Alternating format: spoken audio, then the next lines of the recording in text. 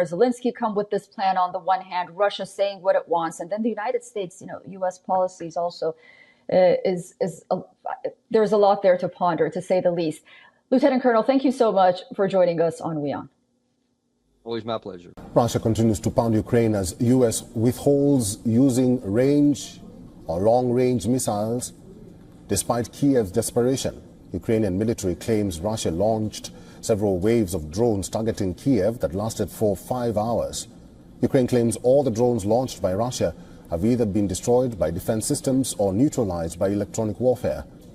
The Ukrainian Air Force says it shot down 67 out of 73 drones and one of the 3 missiles launched by Russia during the attack. Ukrainian forces are under severe pressure as Russia continues its advance in eastern region. These are the images of the eastern Ukrainian town of Vuhledar, one of the strongholds in the Donetsk region that, along with Luhansk, makes up the partly occupied Donbass. Ukraine claims Russian forces have been obliterating Vuhledar with glide bombs. Earlier in the day, Kyiv said at least 16 people suffered injuries in an overnight Russian strike in Zaporizhia. Ukrainian President Volodymyr Zelensky has said that the Zaporizhia attack has damaged the city's transport links. Ukrainian authorities claim the city was targeted by Russian glide bombs in 10 separate attacks that damaged a high-rise building and several residential homes.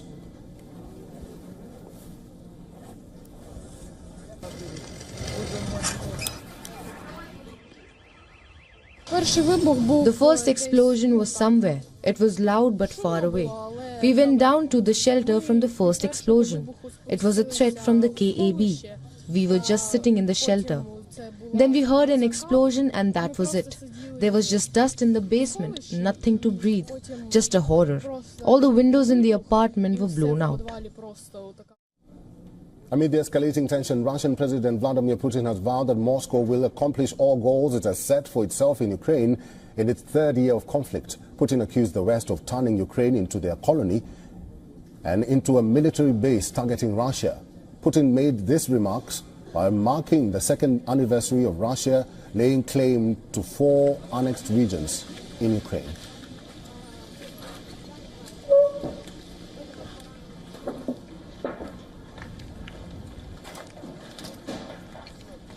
We did not abandon our brothers and sisters.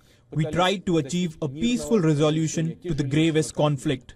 You know how these negotiations ended, with lies, forgery and deception on the part of the Western elites, who during this time turned Ukraine into their colony, into a military bridgehead aimed at Russia. The war rages on between Russia and Ukraine. In the latest, at least 13 people were killed and 29 others were injured after Russian guided missiles struck Ukraine's Zaporizhia. And this comes ahead of Ukrainian President Volodymyr Zelensky's meeting with allies in Germany. Authorities in Zaporizhia said that high-rise apartment buildings, an industry facility and other infrastructure were damaged during the attack. The resulting debris and remnants fell on a tram and a bus. They also added that the death toll could go further up. Emergency workers continued their rescue operations amidst raging flames, smoke and burnt cars. According to Zaporizhia's governor, Russia used 2 guided bombs to strike the region. In response to this, Ukrainian President Volodymyr Zelensky condemned the attacks in a post on social media platform X. He also urged allies to exert more pressure on Russia. Furthermore, Zelensky will be attending a defense meeting with Kyiv's allies on Thursday. The meeting is said to be hosted by the United States of America in Germany. Ahead of the defense meeting, U.S. Defense Secretary Lloyd Austin said that American leadership is critical for Ukraine. He also added that the continued assistance from Washington holds the key in stopping Moscow's aggression over Kyiv. All right, moving to the Russia-Ukraine war, Russia continues to pound Ukraine with airstrikes targeting crucial energy facilities and critical sites. Russian forces have claimed a series of airstrikes targeting Ukrainian energy facilities over the past week. The Russian Defense Ministry reported 38 strikes on military and energy installations. Meanwhile, a Russian airstrike in Zaporizhia has left 3 civilians, including a 12-year-old child, injured. Local authorities confirmed that the attack targeted a residential area with guided aerial missiles. While Ukrainian forces engage in fierce battles with Russian troops, they also reported success in destroying a Russian helicopter amidst the chaos. As the risk of nuclear conflict looms, Nobel Prize winners from the group of atomic bomb survivors have urged global action for disarmament. They warned that the danger of nuclear war is increasing, highlighting Russia's military ambitions. 核兵器をね、禁止してなくさなきゃいけないっていうのは被爆者の課題じゃないんですよ。これ私大げさに言えば人類の課題なんですね。市民の課題なんですよ。 Meanwhile, Iran has sent 2 satellites to Russia for rocket launch, raising concerns that they could be used by Russia to surveil remote areas with little access to terrestrial networks. In Poland, government officials are responding to this escalating tension by implementing strict measures to curb illegal migration. Prime Minister Donald Tusk announced a temporary suspension of asylum rights, linking it to security concerns stemming from Russian influence. With tensions rising across Europe and the threat of conflict looming, the world watches closely.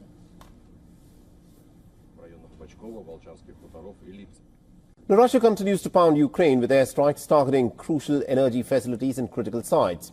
Now, the Russian forces have claimed a series of airstrikes targeting Ukrainian energy facilities over the past week. The Russian Defense Ministry has reported 38 strikes in military and energy installations.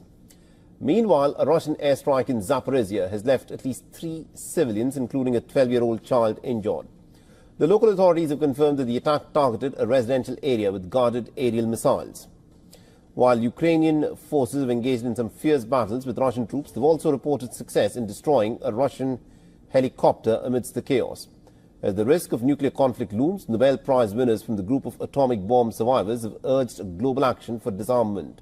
They warned that the danger of nuclear war is increasing, highlighting Russia's military ambitions.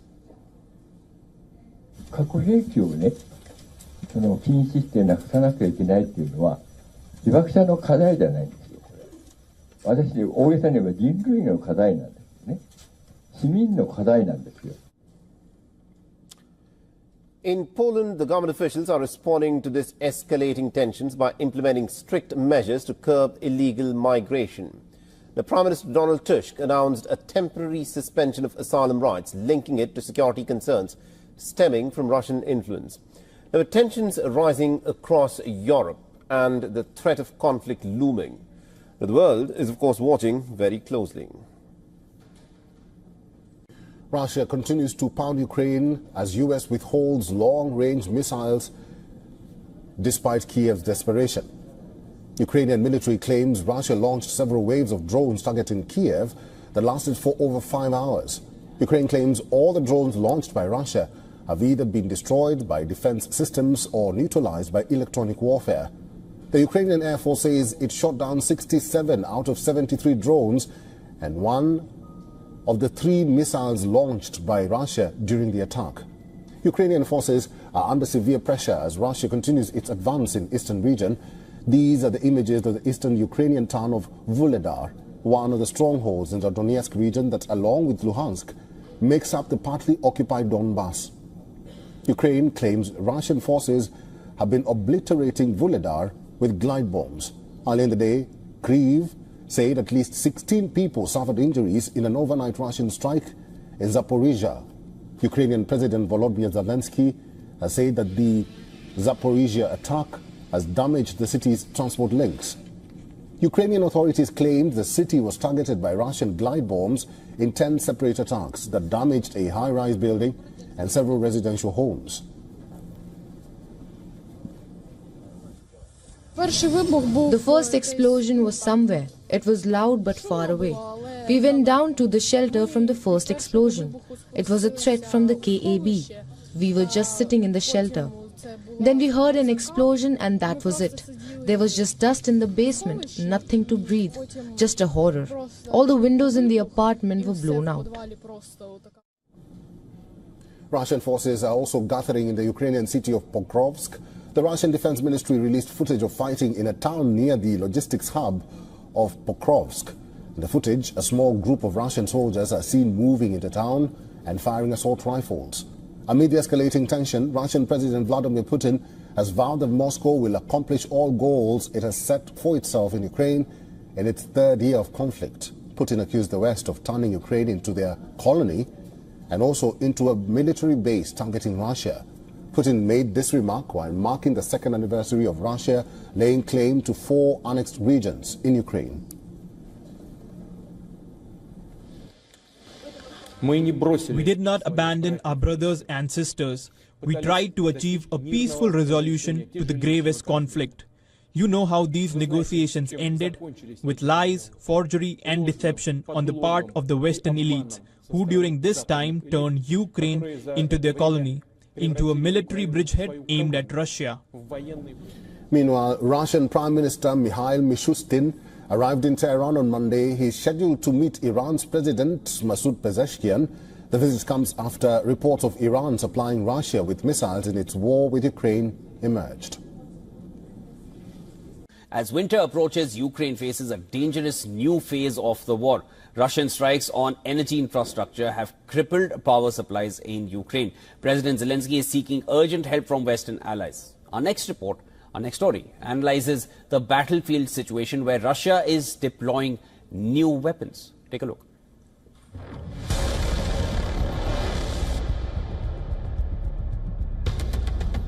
Russia has significantly escalated its military campaign in Ukraine, launching an unprecedented wave of attacks across multiple fronts. Kyiv says in the past week alone, Russian forces have dropped approximately 800 guided bombs and deployed over 500 attack drones, intensifying the pressure on Ukrainian defense lines. Fierce fighting continues in the eastern town of Donetsk, located in the Donetsk region, where Ukrainian troops are battling to hold their ground against relentless Russian assaults. In addition to the drone and artillery bombardments in Donetsk, Russian forces have ramped up their attacks on the Sumy region in the east and the southern Zaporizhia region, targeting strategic positions and infrastructure. The fighting near Pokrovsk remains among the most intense, as both sides engage in heavy combat. Adding to the pressure, Russia has deployed TOS-1A Solent Sepyok heavy flamethrower system, a thermobaric weapon designed to inflict maximum destruction. These flamethrowers fire rockets that disperse explosive aerosols which detonate on impact, create massive high-pressure blasts. The system is capable of incinerating targets at temperatures exceeding 2000 degrees Celsius, further amplifying the devastation on Ukrainian forces and key strongholds. As Ukraine enters its third winter of full-scale war, President Volodymyr Zelensky urgently appeals to Western allies for enhanced support. The European Union has responded by approving a plan to utilize frozen Russian central bank assets to provide a crucial $38 billion loan to Ukraine. This is another historic moment. And with this vote, we are sending a very strong message that we are using profits from Russian frozen assets for Ukraine, and Russia as an aggressor must and will pay for its destruction. Slava Ukraini.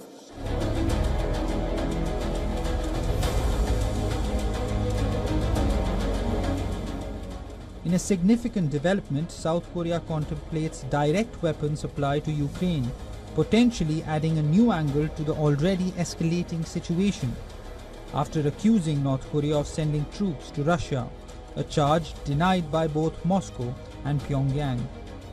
Bureau Report, WION World is One.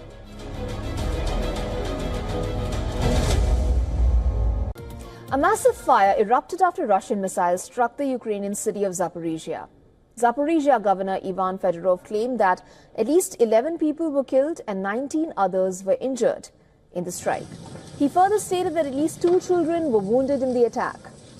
The governor further claimed that a missile has damaged an administrative building in the region. Ukrainian firefighters put out fierce blazes after deadly Russian strike on Zaporizhia. The Ukrainian President Volodymyr Zelensky slammed Russian President Putin over the attack. Zelensky said that Russia has no interest in striking a deal to end its 3-year-long invasion. Meanwhile, European Union's new defence chief Andreas Kubilius has said that the EU needs to increase its spending and change its policies to ramp up its defence to counter threats from Russia. The former Lithuanian Prime Minister began work as the EU's first ever dedicated defence commissioner this month, tasked with turbocharging Europe's defence industry. No. The question is there enough of political will to defend ourselves? Or, somebody wants to, how to say, that's a sad joke, to surrender. That's the alternative, And, of course, things can change. I'm, still hopeful, optimistic that things can change even in Russia. But it will depend very much on our policies. Furthermore, Russian President Vladimir Putin has replaced the governor of the Kursk region. Putin appointed Alexander Kinstein, a pro-Kremlin lawmaker, as the acting governor of Kursk. Putin claimed that the region needs a crisis manager after residents voiced anger at the handling of the incursion. I would like to offer you the position of acting governor of the Kursk region, bearing in mind that crisis management is in demand there now, certainly in the situation in which the Kursk region is in now.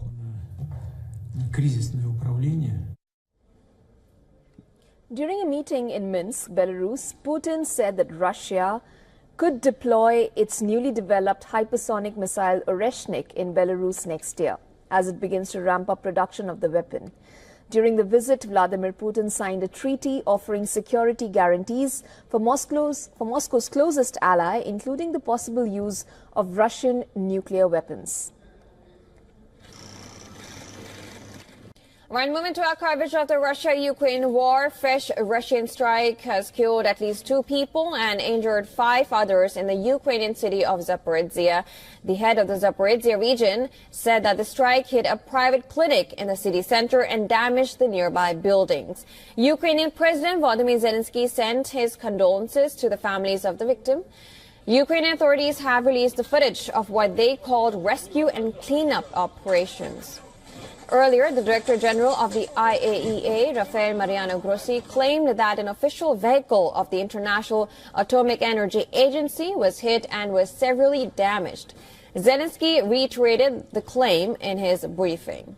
The Ukrainian president said that the country doesn't have enough resources for self-defense and requested an additional 10 to 12 units of the patriotic missile, adding that they will fully secure and protect the Ukrainian airspace.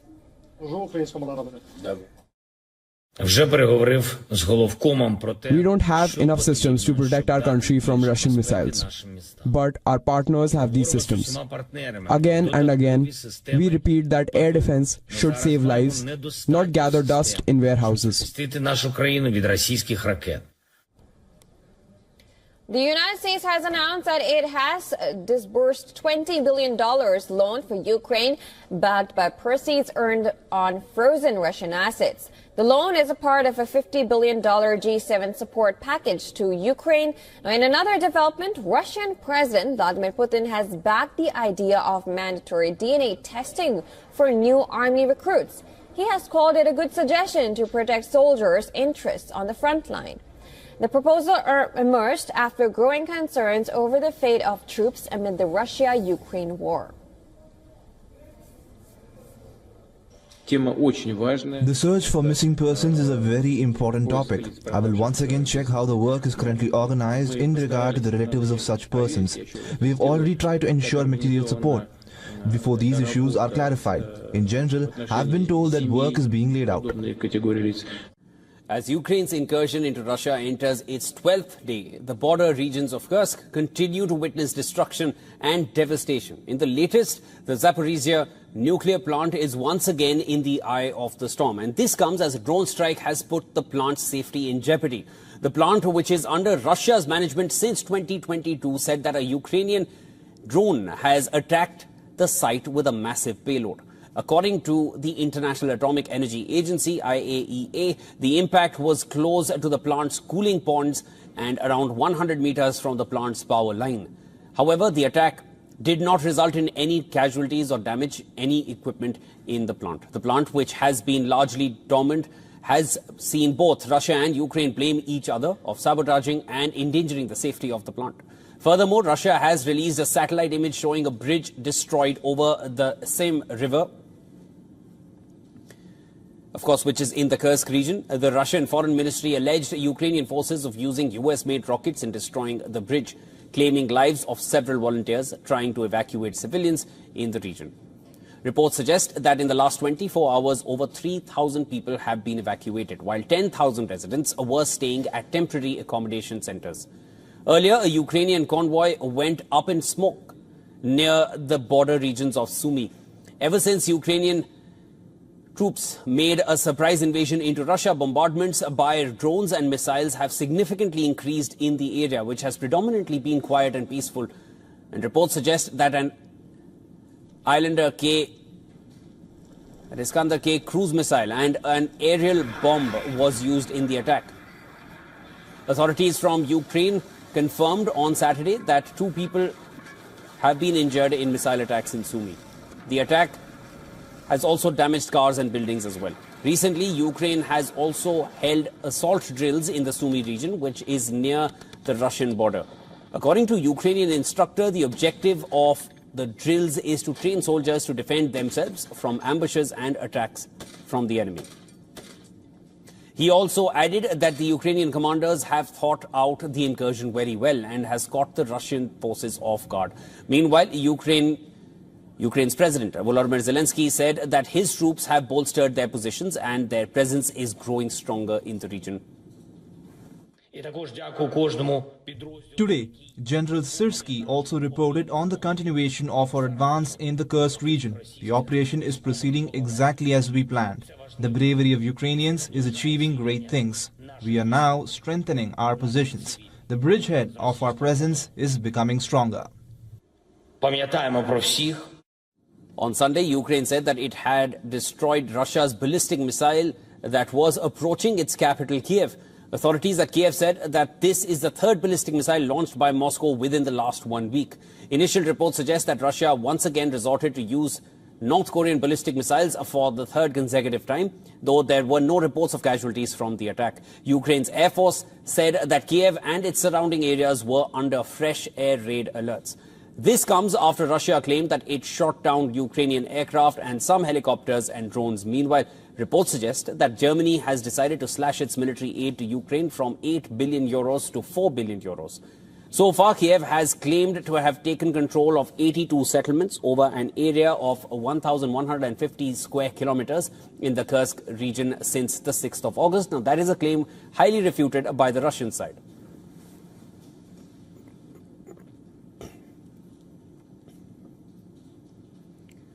Now, to get more insight, we earlier spoke to Sergei Sumleny, who is a founder and director of the European Resilience Initiative Center, a Berlin-based think tank, and he joined us live from the Sumy region in Ukraine. We asked him about the on-ground situation in the Sumy region after Russian missile strikes sparked a blaze in the Ukrainian city. Take a look. Yeah, when you go through Sumy on this city, you see a lot of buildings being damaged. And yesterday, when we arrived to Sumy in the morning, there was a direct hit in the center of the city, just a few hundred meters from here, with a Russian ballistic missile. And that is the problem, because Sumy is not far from the border. It's just like 40 kilometers from the Russian border.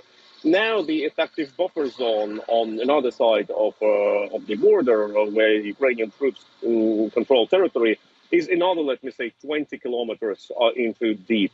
But it's still it's 70 kilometers, 50 kilometers, and it's not enough distance for Ukrainian air defense to intercept Russian ballistic missiles. That is what Russians were used in Sumy, but not only here, also in Kharkiv, which is also only 40 kilometers from the border. Well, from West Asia, shifting our focus to our continuous coverage of the ongoing Ukraine-Russia war. As Ukraine's incursion into Russia enters its 12th day, the border regions of Kursk that continues to witness destruction and devastation. In the latest, The Zaporizhia nuclear power plant is once again in the eye of the storm. This comes as a drone strike has put the plant's safety in jeopardy. The plant, which is under Russia's management since 2022, said that a Ukrainian drone has attacked the site with a massive payload. According to the International Atomic Energy Agency, they've said that the impact was close to the plant's cooling ponds and around 100 meters from the plant's power line. However, the attack did not result in any casualties or damage in any equipment in the plant. The plant, which has been largely dormant, has seen both Russia and Ukraine blame each other of sabotaging and endangering the safety of the plant. In the midst of all this, a Ukrainian convoy went up in smokes near the border regions of Sumy. Ever since Ukraine made a surprise invasion into Russia, bombardments by drones and missiles have majorly increased in the area, which has basically earlier been quiet and peaceful.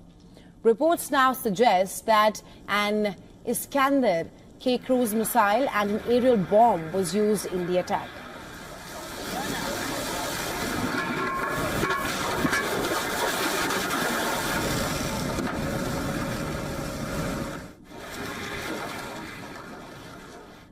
Officials from Ukraine confirmed on Saturday that 2 people have been injured in missile attacks in Sumy. The attack has also damaged cars and buildings. Recently, Ukraine has also held assault drills in the Sumy region, which is near the Russian border. According to Ukrainian instructor, the objective of the drill is to train soldiers to defend themselves from ambushes and attack the enemy. He also added that the Ukrainian commanders have thought out the incursion very well and has caught the Russian forces off guard. Meanwhile, Ukrainian President Volodymyr Zelensky said that his troops have strengthened their positions and their deployment is only growing stronger in the region.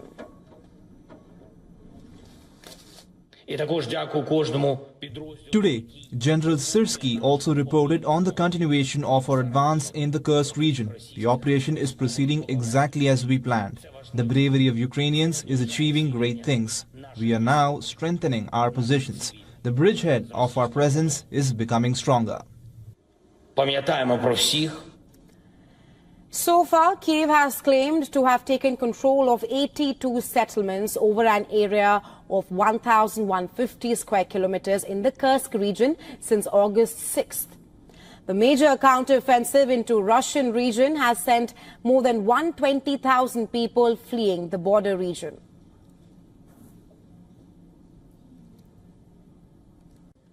Shifting focus for now, Russia has intensified its assault on Ukraine, unleashing a new wave of destruction. Zaporizhia is the latest target of the Russian attack, leaving 7 dead. Ukraine has fought back with drone attacks on Russian territory and is in fact pushing to develop its own long-range missile capabilities. Our next report getting you more.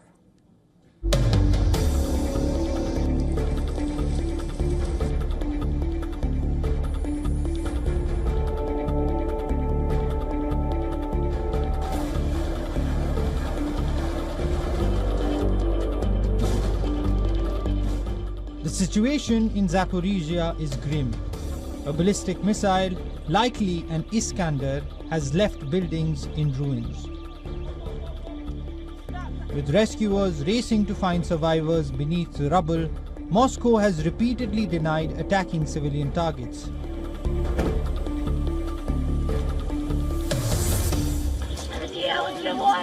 My friend is here somewhere and I'm very worried about her. I don't know who to contact or where to look for information about her, and it's a bit of worry for me. Kyiv pleads for urgent international aid to withstand Russia's escalating onslaught. We don't have enough systems now to protect our country from Russian missiles, but our partners do have these systems. We repeat again and again that air defense systems should save lives, not collect dust in storage bases. This intensified fighting in Zaporizhia risks becoming a strategic nightmare for Ukraine, especially as its forces are losing ground in the eastern Donetsk region. Simultaneously, Russia is solidifying its grip on the Kursk region, claiming the recapture of 2 villages after a protracted battle. This marks a worrying development in Ukraine's cross-border offensive launched in August. Ukrainian soldiers report growing pessimism over the costly Kursk operation, where they remain outgunned and outmanned. Military analysts predict another wave of Russian offensives in December, raising fears of further setbacks for Ukraine. In retaliation, Ukraine has struck Russian border regions, targeting oil depots and industrial facilities in Rostov and Bryansk. Oil depots burn and industrial facilities suffer damage as Kyiv attempts to strike back against overwhelming Russian firepower. Moscow has made it clear that it is not willing to make concessions on Ukraine as Kyiv is initiating move towards negotiations, saying diplomacy can end the war. With Donald Trump returning to the White House, Ukraine fears military aid would be severely reduced. Kyiv is now scrambling to accelerate its own weapons production. It's a race against time, with both sides deploying their best war assets to gain the upper hand. Bureau Report, WION World is One. Russia says Ukraine attacked the Russian-occupied Zaporizhia nuclear plant for a third day with a drone, which Ukraine's military intelligence has categorically denied. Now, the European Union Foreign Policy Chief Josep Borrell called the drone attack reckless and says that it increases risk of dangerous nuclear accident. What are the possible repercussions that we can expect in days to come as the Russia-Ukraine war is anyways continuing just the way it was months ago or even years ago? Now, for more on this, we're being joined by Glenn Deason, who's a professor of international relations, University of Southeastern Norway. Pleasure to have you here on WION, Mr. Deason. I wanted to get your thoughts on this. Now, do Josep Borrell's remarks suggest a rift in the West with Ukraine? Possibly, but I think it's too soon to conclude, because the European Union is obviously very concerned about a nuclear catastrophe in Europe that would certainly trigger a very fierce Russian retaliation. But again, the information war remains a priority. So there's a reluctance to criticize Ukraine. We've seen this over years, actually. So the solution tends to be strategic ambiguity. That is, the EU strongly condemns the attack. However, they do not want to name the perpetrator who actually did this. In the past, they would often even suggest that perhaps Russians attacked themselves as a false flag operation, but they don't seem to have gone down this route this time, which implies that, well, there can't really be anyone else than the Ukrainians. But on the other hand, I would just like to note that after condemning the attack, the EU insisted that Russia must withdraw from the Zaporizhia nuclear power plant. For some, this could be interpreted as nuclear blackmail, in which the nuclear power plant is attacked, and then it's implied that Russia is responsible unless it withdraws. And I think that certainly Moscow views this as an encouragement from the EU, which could even make the EU complicit in any future nuclear disaster from the perspective of Moscow. Mr. Deason, what sort of repercussions should one expect from the recent attacks, or due to the recent attacks from Russia, as Russia says that Ukraine attacked the Zaporizhia nuclear plant for a third straight day? Now, of course, Moscow is clear on who's behind this attack, and the European Union has not mentioned, as you mentioned in your response as well. What kind of repercussions are we expecting? Well, I think from everything from rhetorical to the actions, I think you will probably see Russia increasingly starting to blame the EU for its culpability, because keep in mind that this is not new. In the past, Ukraine could attack the nuclear power plant, it could attack the Engels military base where Russia stores nuclear weapons, it could even attack civilian targets with cluster ammunition without drawing any criticism from the European Union. So I think that the Russians will probably begin to see this as being making the EU complicit. But how the Russians would actually react, I think, well, most likely, if a nuclear incident does occur, I think Russia would certainly retaliate. I think, again, one would only speculate, but a nuclear incident on what Moscow considers to be Russian territory, I think that then the Russians would feel compelled to retaliate in kind, which means to strike a Ukrainian nuclear power plant, perhaps. Again, just speculation, but this will be one of the two along Ukraine's western borders close to Poland. But without the nuclear incidents, I think that still any continuing attack on the nuclear power plant will be seen as a form of terrorism. And we see that Russia now says it will have stronger measures against intelligence services of Ukraine. And this is seen to some extent as being comparable to the terrorist attack on Moscow, which obviously Russia sees the main culprit likely being Ukraine, the US, and the UK. So I think, Russia could possibly start to strike the intelligence agencies and political leadership in Ukraine to a greater extent. Mr. Deason, now that really brings me to what I wanted to get to next. The terror attack which took place in Russia, in the heart of Russia rather. Russian investigative committee has found a link between Crocus terrorists and the Ukrainian security services. They're almost inching towards pinning it down to Ukraine. They anyways found the perpetrators escaping in the Bryansk region, heading towards Ukraine. They did not go towards Belarus, they did not go towards Latvia, but they moved towards Ukraine. Bryansk is in that direction. At that time, again, you know, the Russian president had made it clear that they were escaping towards Ukraine, and they are not willing to let go of that possibility of a Ukrainian hand behind it. And they've, in as many words, they have said it, that US, UK and Ukraine were behind that attack. Now, I wanted to just understand, what are your thoughts on this? Because US says that we had told you much in advance that this is where the attack will happen, this is when it will happen. And Russia says, no, Ukraine was behind it. And even the federal agencies are now saying the same. Well, again, with the fog of war, I think it can be very difficult to say anything with certainty. I think it was predictable that that both sides are acting according to their incentives. That is, the Americans are suggesting this has nothing to do with Ukraine, while Russia is saying that this has something, that the trails are pointing towards Ukraine. Now, obviously, this can all be considered to be part of the information war, but obviously the terrorists heading towards the Ukrainian border and Putin saying that they had a window open for the terrorists to flee into Ukraine, this is pretty damning, I guess. And but also Russia ties them, specifically the Americans and the British, into this as well, because obviously the United States, it claims it warned about this attack, but it was not very specific in terms of time. And even the New York Times have actually confirmed this, that the US did share the minimum amount of information due to the conflict in Ukraine. So one has to question a little bit of the American narrative, because it took the Americans about 2 hours before they said it was solely ISIS behind the attack and Ukraine had nothing to do with it. So either the US had very detailed information in which it could have prevented the attack but chose not to share it, or they were directly involved, or merely they're providing political cover for Ukraine. But there's something very suspicious about their ability to say with such certainty, 2 hours after an attack, exactly who is behind and who is not. So I think this is where the Russians have a lot of questions regarding American involvement in this terrorist attack. Just one last thing, Mr. Deason, I wanted to ask you, how much worse can it get? It's not as if Russia hasn't entered Ukraine already. It's not as if Russia hasn't shot at them most of their artillery and their advanced weaponry. It's not as if Ukraine hasn't thrown everything along with the kitchen sink back at Russia. What is left now? Is the nuclear catastrophe or a nuclear accident the only thing which is left to happen now?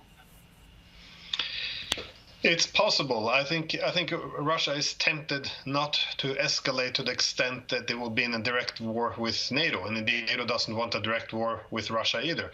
However, that being said, I think most sensible analysts see now that Ukraine is heading towards a collapse this summer, and when Ukraine becomes desperate, it will pursue desperate measures. So I think that this is where often the West is a bit divided, because some would like to see an escalation, while others are very concerned that this will pull them into the conflict.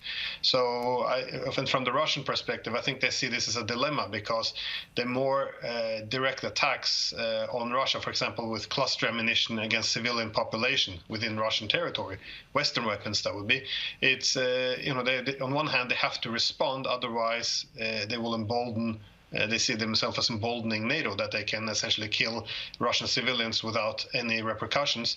On the other hand, if they do retaliate, you might end up with a direct Russia-NATO war, which nobody wants. So as the war escalates, I think this is what Russia would, well, it is considering its different options. And obviously, if the French or Romanians send in their troops, I think then this would be an outlet. They would put this as a top priority to decimate these troops. But beyond that, it's unclear. I don't think Russia would do anything excessively escalatory over this nuclear power plant, unless there's actually a nuclear accident, in which point I think they might treat it as a nuclear attack and then go after a Ukrainian nuclear power plant close to the EU border. But you're very correct. This is very dangerous. I think we're entering the final stages of this war, and the willingness to take great risks when there's so much to lose, I think it's definitely in place. But how this escalations, what it would incur, I think this is part of the unpredictability, because once there's a escalation, there's a tit for tat. Yes. And if we don't know what that response would be, that just adds another layer to uncertainty. So there are a lot of variables at play, including the elections in the United States, because if Trump comes to power, you really don't know where U.S. support for Ukraine stands thereafter. We have a good understanding of how the Republicans view the continuous aid towards Ukraine, but when he comes to power, given his previous ties that he has had with Putin, let's see where it goes from there. And of course, there are a lot of variables in the middle as well. A lot of possibilities. We are going to be tracking this closely right here on WION World is One. Thank you so much for joining in. That was Professor Glenn Deason, Professor of International Relations, joining us from University of Southeastern Norway. Thank you so much, sir. Lester Munson is a senior fellow, National Security Institute, and also the core head of the international practice at BGR Group. Mr. Munson is joining us from Washington, D.C. Mr. Munson, thank you for making time for us and welcome. We are looking at the third winter. Last year, a time like this, we were talking about a winter counteroffensive. How do you think that worked out for Ukraine? And looking ahead, do you think Ukraine is prepared for the third onset of winter? Well, I think it depends on your perspective. Here we are 2.5 years into the war that everyone thought Russia would win in a few days. Ukraine persists. In large measure, it is thriving.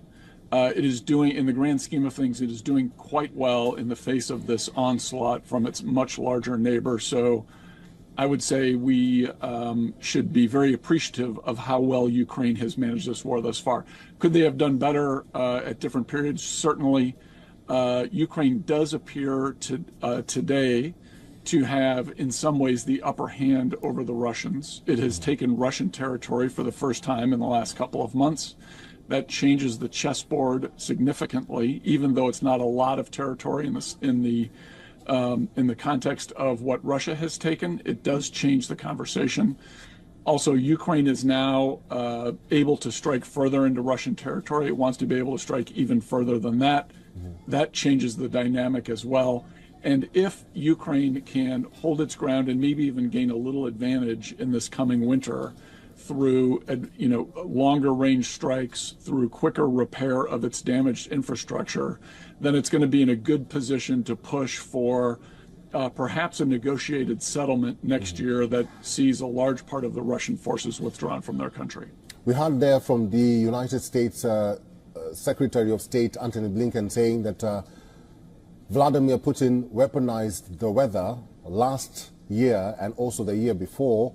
Do you think he's likely to do that again? Well, they're going to try, and Russia is using these missile and drone strikes to take out, as your report noted, the energy infrastructure of Ukraine. So it's important that Ukraine have the ability to strike at the location of those attacks, which are going to be deeper inside Russia than they've been able to strike thus far, generally speaking. So this is exactly why President Zelensky is asking, permission and cooperation from his allies in the United States and Europe. Let me shoot further into Russia so I can prevent them from destroying our energy grid, because that will make the weather a weapon. So this is exactly the issue I think Secretary Blinken is talking about, and perhaps it's an indicator that the Biden administration is going to approve this request from Zelensky. Let's talk about that request and that visit. Ukrainian President Zelensky will present a victory plan to defeat Russia to President Biden, Vice President Kamala Harris and Donald Trump. How do you think the Kremlin will react to this move? Because so far, they are mum about it. Well, in the past, President Putin has threatened the use of nuclear weapons if attacks are made inside Russia. He has notably stopped doing that. Those threats have been revealed to be without any real substance. So he's going to have to change his tactics here. What can he say or do that would dissuade the Biden administration from granting this request from President Zelensky? I don't pretend to know the mind of Vladimir Putin, but he is no doubt going to come up with some new way to imply a threat against the West, NATO, the Baltic states, Poland, etc., if the Biden administration were to grant some of these requests from President Zelensky. Let's talk about that issue with the West. Zelensky says that if the plan is backed by the West, it will have a sort of broad impact on Moscow, including a psychological one that could help compel Russian President Vladimir Putin to end the war diplomatically. Is that likely or highly unlikely to happen? Well, it's a wonderful question. I think that's what everyone is asking. I think realistically, Vladimir Putin cannot move into negotiations without appearing as if he is the one who has forced the hand of the other side. He is simply not in that strong of a position inside his own country. He's very worried about a coup from inside the Kremlin, from people who think he is not being tough enough on Ukraine. So there's going to have to be some sort of clever maneuver here to allow him to look like he is the bigger man, even though right now it does not appear that he is so. All right, I've been talking to Mr. Lester Munson. He's a senior fellow, National Security Institute, and also the core head of the international practice at BGR Group. Mr. Munson, thank you for talking to us today. Thank you for having me. The war between Russia and Ukraine on Europe's eastern flank is raging unabated, well into its third year. Well, nearing the completion of its third year. Well, a Russian strike on the Ukrainian city of Zaporizhia with guided bombs has critically injured at least 13 people, and this has happened in the latest. A 17-year-old boy was amongst the wounded. Local authorities say that the Russian forces targeted the city over 13 times, hitting and partially destroying a residential high-rise building. As many as 15 civilian houses were damaged in the strike. Several people are believed to have been trapped under the rubble. Zaporizhia is located less than 50 kilometers away from the front lines. Russia has continued to target areas across the region, which is partially occupied by Moscow's troops. Это был пожар, машины горели, взрывалось что-то, не знаю. Ну, я маме все помогал просто, что там чуть-чуть, что мог. Ну, а так, ну, людей, людям говорю, что помогли, вызвали хоть кого-то. Потому что телефона, наверное, нет больше, ноутбука тоже, наверное, нет уже все.